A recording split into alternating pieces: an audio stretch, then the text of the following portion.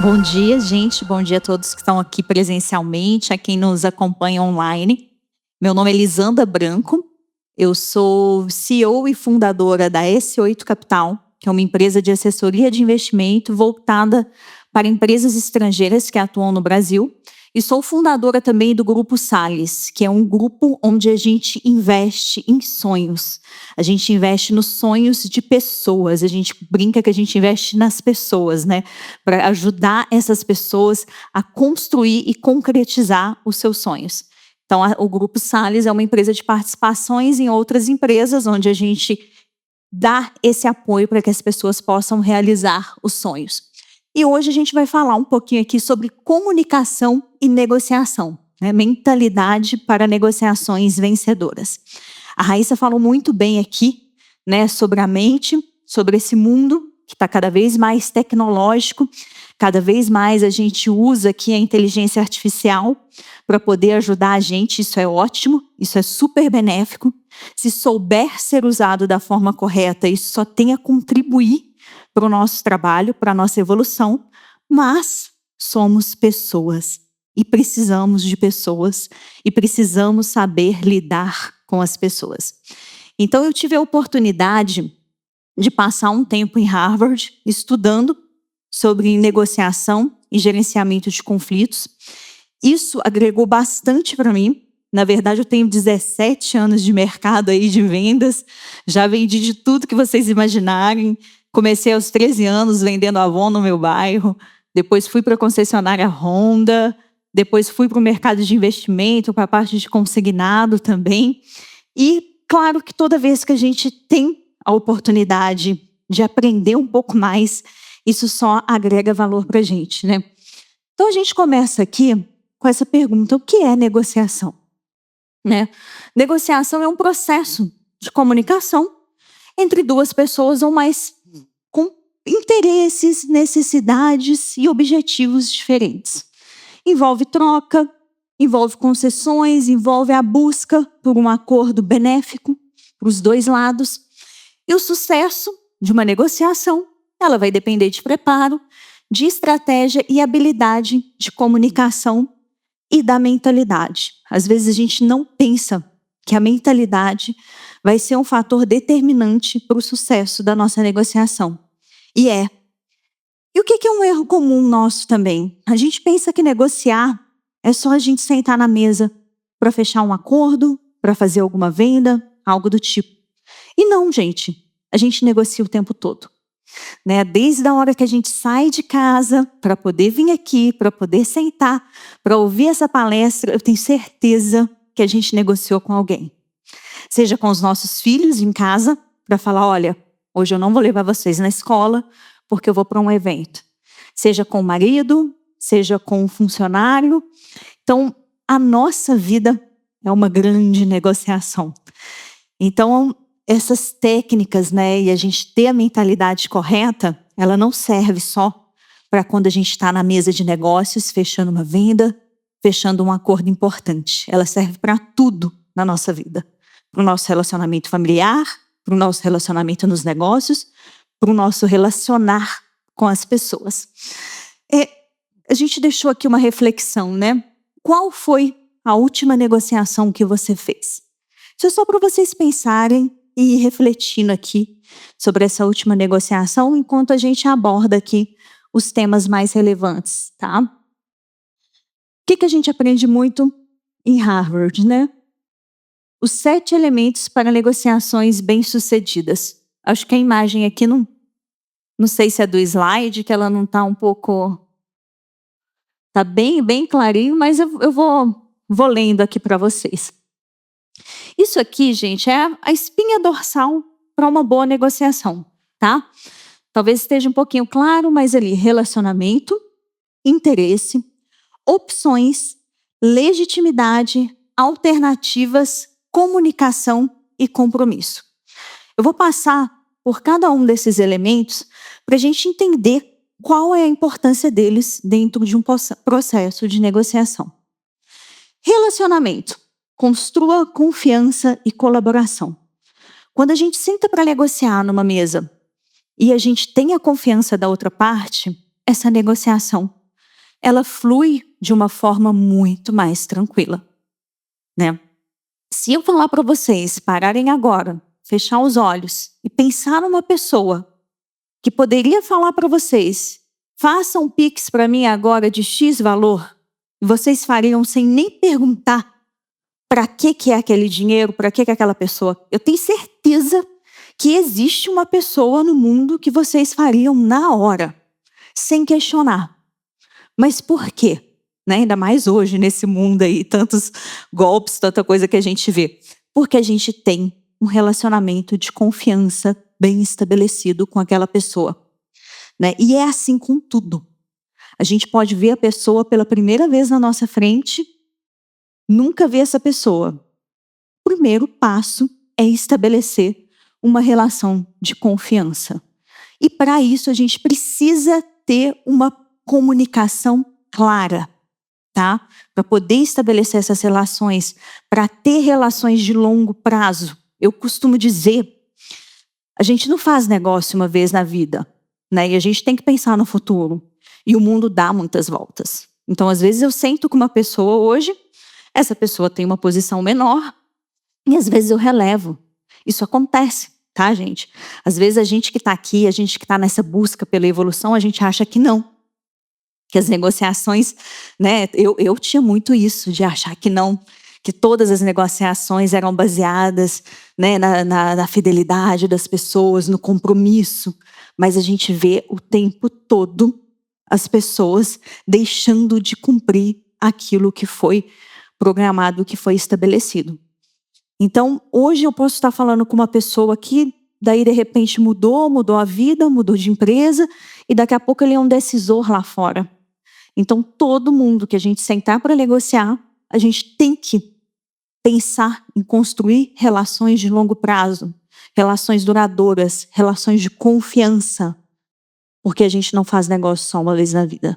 A gente faz negócio o tempo todo, com tudo na nossa vida, tá? Então, o relacionamento, ele é um ponto importante e crucial para que a gente tenha boas negociações. Interesse, focar no que realmente importa. A gente fala muito aqui nesse estudo de Harvard que às vezes as pessoas focam nas posições. Isso acontece até muito no mundo do direito, tá? Um advogado, às vezes eu estou representando uma parte, qual que é a posição? A posição é defender a venda daquele terreno no valor X.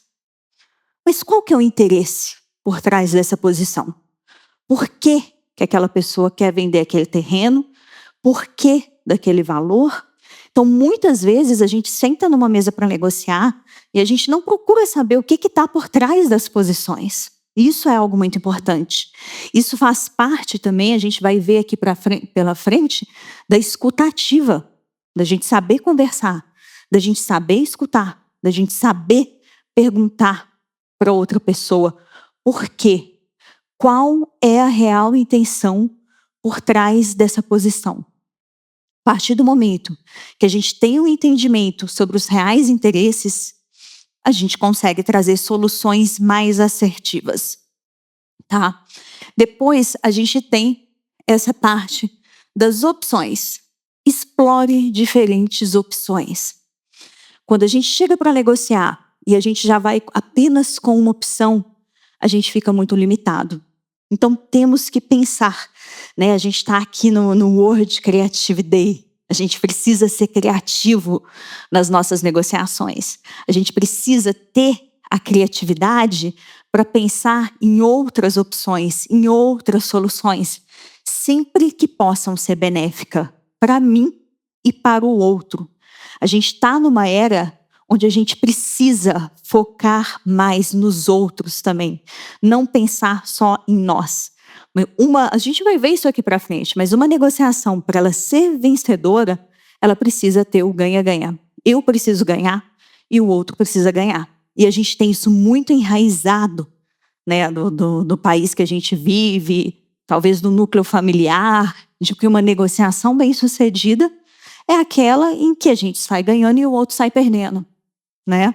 Poxa, fiz um negoção. Fui lá, comprei meu carro ali do Douglas, o carro na tabela FIP valia 120 mil, eu espremi, comprei a 90. Foi ótimo para quem? Só para mim, para ele não foi, entendeu? Então a gente tem que ter isso muito bem colocado na nossa mente, e a gente tem que tirar essa crença de que boas negociações é aquelas onde só um sai ganhando, tá? E as opções, ela vai ajudar a gente a levar ali várias estratégias para que a gente consiga ter uma negociação bem sucedida.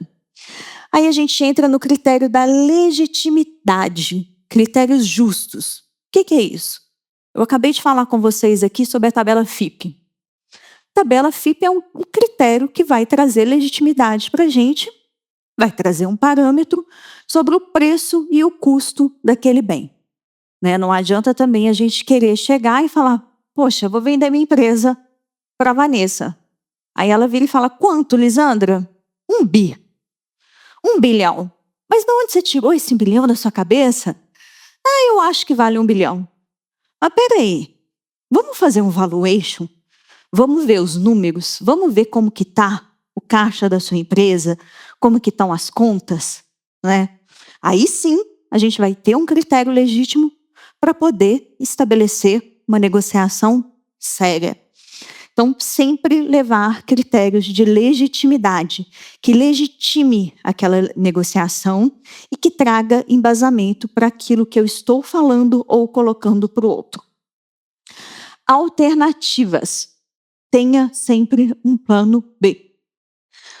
Por exemplo, vou alugar um imóvel para estabelecer o meu próximo negócio. Esse imóvel que eu vou alugar, meu budget é uns 15 mil por mês. Estou olhando o imóvel, poxa, esse que eu estou olhando é 16. Mas eu tenho uma outra opção que é 14.800. Mas o de 16, ele está um pouquinho mais estratégico e tal. Posso tentar jogar uma proposta nele. Eu sei que eu tenho uma alternativa. Se caso não der certo nessa negociação que eu estou tentando fazer aqui, eu tenho outro que eu já olhei, que atende, que está num bom lugar. Então a gente sempre precisa ter alternativas. Sempre levar para a mesa um plano B. Se caso não der certo, eu tenho um plano B. Por quê? Porque senão a gente chega para negociar e a gente fica refém da outra parte. E às vezes, por não ter um plano B, a gente acaba cedendo em algo que a gente poderia ter se imposto mais, ter se colocado, porque a gente sabe que a gente tem ali uma cartinha no bolso, uma carta na manga para poder negociar. Depois a gente vai para o critério de comunicação, que é o que eu já coloquei aqui, lá no início. Clareza e escuta ativa são essenciais. Outra mania que a gente tem é de falar demais, né?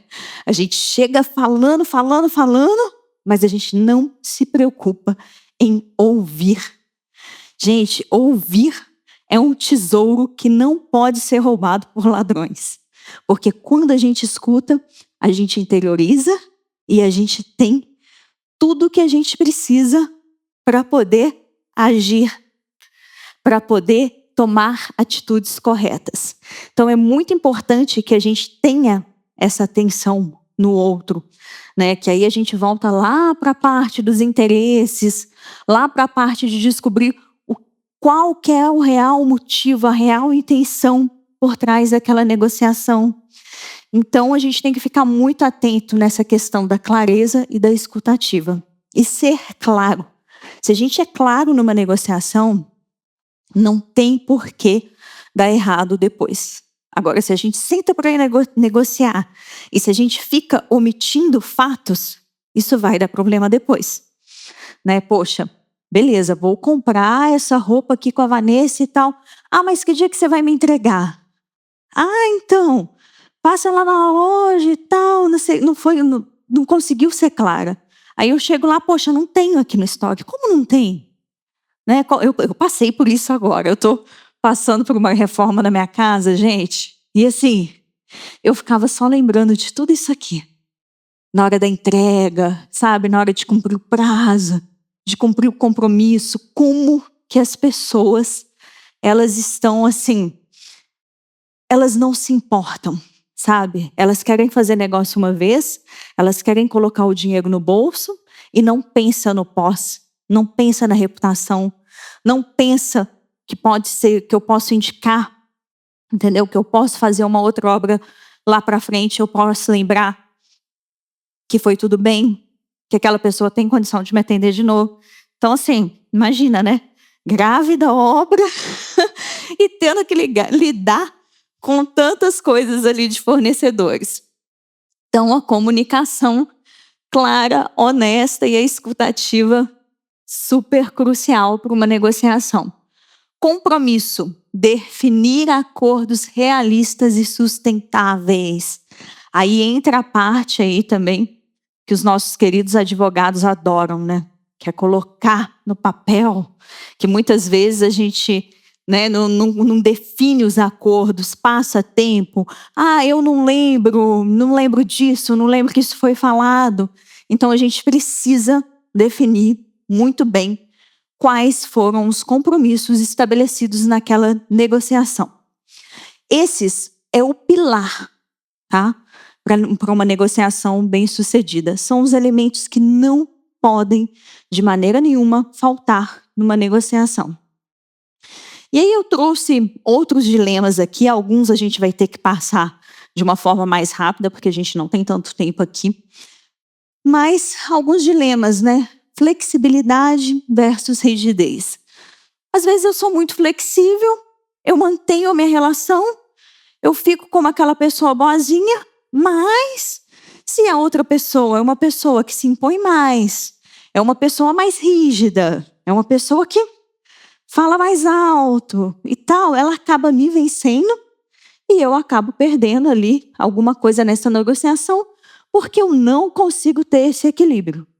Se eu sou uma pessoa extremamente rígida na hora de negociar, eu acabo corrompendo ali o meu relacionamento e numa próxima negociação a pessoa vai falar, poxa, detesto fazer negócio com a Lisandra, porque ela não escuta.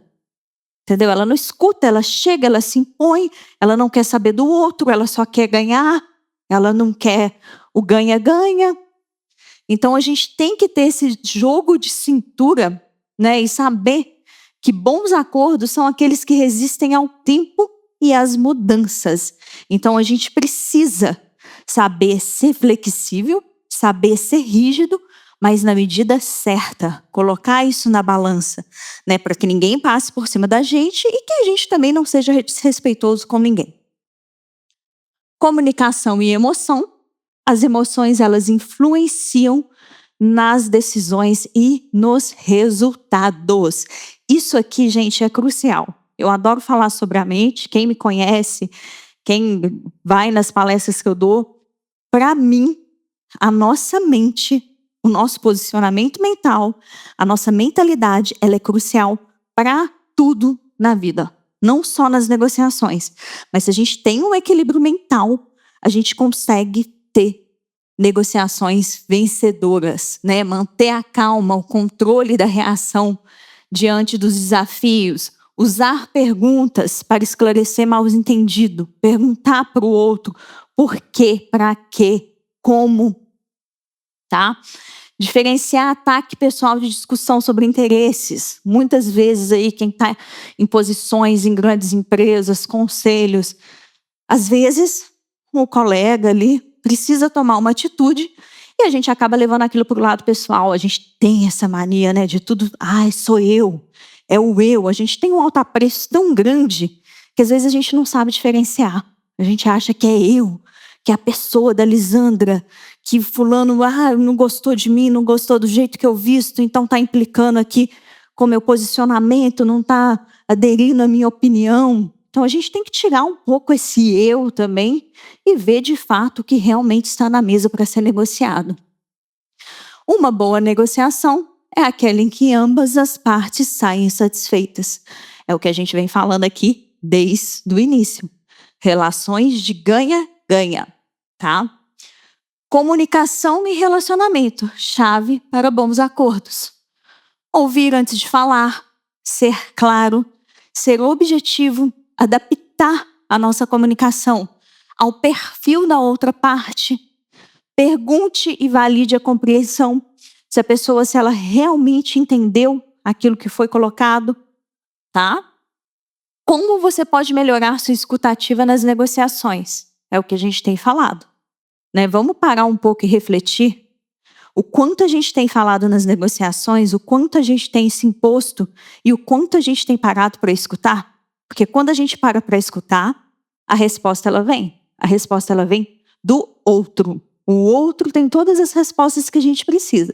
A gente só precisa ter a habilidade, tanto na comunicação como mental, de saber extrair aquilo que a gente precisa para poder fazer uma boa negociação.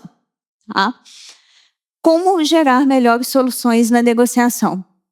Separe o processo de criação da tomada de decisão.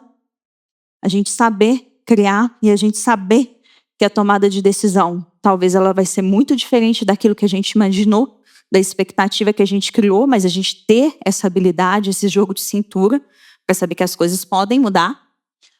Buscar soluções ganha-ganha. Acho que essa foi a palavra que vocês mais ouviram aqui, né? O ganha-ganha, gente. A gente está na nova era da economia. A gente precisa valorizar as pessoas também. E a gente precisa valorizar as relações de longo prazo. Peça sugestões à outra parte. O que você acha? Isso fica bom para você também? Para você, essa é uma negociação boa? Ou vai ser só para mim? Então, peça opinião. Isso ajuda no relacionamento, isso ajuda a estreitar laços, tá? Teste diferentes combinações antes de fechar o acordo, que foi o que a gente falou aqui mais cedo. Leve alternativas.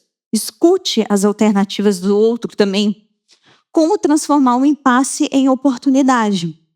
Isso aqui é a mente, gente. A nossa mente precisa estar tranquila, calma e pacífica para que a gente consiga ter soluções. Se a gente age com uma mente de raiva, se a gente age com uma mente agitada, a gente bloqueia nosso pensamento. E a gente não consegue nem criar soluções para poder contornar aquele impasse. Foque no que realmente importa. Posições são o que as outras partes dizem querer. Interesse são as razões por trás das posições. Um erro comum, disputar posições sem entender os interesses reais, que foi o que a gente falou também. A gente chega com aquela determinação, com aquela posição, e a gente não sabe quais são os reais interesses por trás daquele pedido, por trás daquela negociação. Dica: pergunte por quê, para descobrir o que realmente motiva a outra parte. Poxa, vou pedir demissão. Eu sou o chefe lá, mas que foi? Como assim? Você teve outra proposta de outra empresa? Algo aqui dentro te desagradou? Né? Vamos saber o interesse por trás daquele pedido de demissão? Né? Ou por trás de qualquer outra negociação? Saber o que está acontecendo? Né? Para a gente ver se tem solução ou se não tem. O que torna uma negociação bem-sucedida? O sucesso de uma negociação depende da qualidade da comunicação e relacionamento entre as partes. Se a gente sai de uma negociação onde a outra pessoa saiu com uma mente de raiva, onde a outra pessoa saiu pensando, nunca mais quero fazer negócio com fulano, porque ele é tóxico, porque ele é rígido, porque ele não cede, não foi uma boa negociação. Então, o relacionamento e a comunicação, eles são muito importantes. Poxa, adorei fazer negócio com o Guilherme. Ele comunica de forma clara. Ele pensou em mim também, ele não pensou só nele. O relacionamento até melhorou. Numa próxima negociação, eu vou querer me relacionar, eu vou querer fazer negócio com ele, que eu já conheço, que eu sei que ele é tranquilo, que eu não vou ter um desgaste, né? Já é tanta coisa que a gente passa pela nossa vida aí no dia a dia, tanto trabalho, que se a gente pode se relacionar e se a gente pode fazer negócio com que a gente às vezes topa até pagar um preço mais caro pelo atendimento, pela compreensão da outra parte, pelo nível da relação. Tá? Resolver diferenças de forma estratégica melhora as relações futuras. Tudo isso que a gente já tem falado. Comunicação clara evita conflitos desnecessários e melhora os resultados. Quanto melhor sua relação com a outra parte, melhores serão suas negociações futuras. É muito do que a gente fala, né? A gente está aqui para correr uma maratona, né? Não só por um sprint e pronto. Então, construir relações de longo prazo. Desenvolver uma mentalidade de negociação vencedora. Que é tudo que a gente já falou, né? Encarar a negociação como uma oportunidade de aprendizado, preparar, conhecer os interesses da outra parte, ser estratégico, saber quando ceder e quando manter a posição, que é o que a gente falou sobre rigidez e flexibilidade, e pratique a empatia e escuta ativa. Mentalidade vencedora é transformar conflitos em aprendizado. Não é buscar vencer uma discussão, né? Não assuma que a outra parte tem intenções ruins, separe fatos das emoções. Pratique a escuta ativa e reformule frases negativas para perguntas construtivas. Então, muitas vezes o outro vai gritar, o outro vai elevar a voz, mas a gente vai estar aqui, calmo, tranquilo e pacífico. Automaticamente, isso age como um espelho. O outro vai olhar para a gente, aquilo vai refletir, e ele vai abaixar o tom de voz, ele vai ficar mais tranquilo, ele vai ficar mais pacífico. Agora, se eu começo a gritar e você começa a gritar, a gente vai entrar numa disputa de quem grita mais. Então, a mente, a gente está tranquilo, a gente está com a mente pacífica. A gente saber trabalhar isso dentro da gente, saber separar as coisas, é de fundamental importância para que a gente não entre em jogos emocionais ali na hora de negociar. Como medir o sucesso de uma negociação? Eu já falei. O acordo é melhor que sua alternativa MAN, que é a melhor alternativa ao acordo negociado, né? Que é o que eu dei de exemplo aqui. Eu tinha um imóvel ali para alugar de 14.800, tinha outro de 16. Eu sabia que eu tinha uma alternativa melhor caso aquele não desse certo. Os interesses de todas as partes foram atingidos de maneira satisfatória.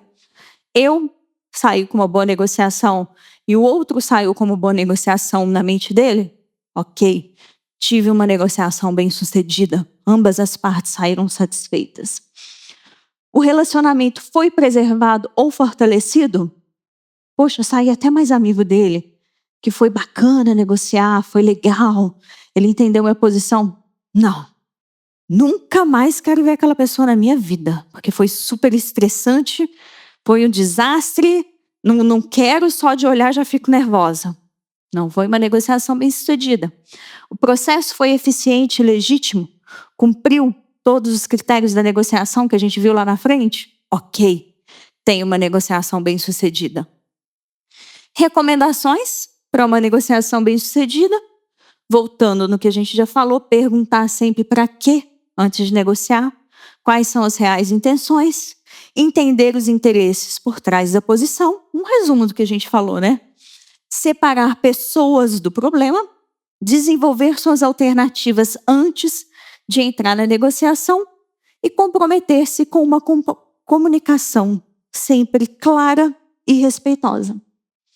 Então, é isso, gente. Esse é o conteúdo que eu trouxe para vocês aqui hoje. Eu espero que tenha agregado bastante aí para vocês. Contem comigo para o que precisar. Deixei aqui o QR Code do meu Instagram, do meu LinkedIn. Espero que a gente possa ter uma troca lá. E espero que eu tenha agregado bastante aí para vocês. Obrigada.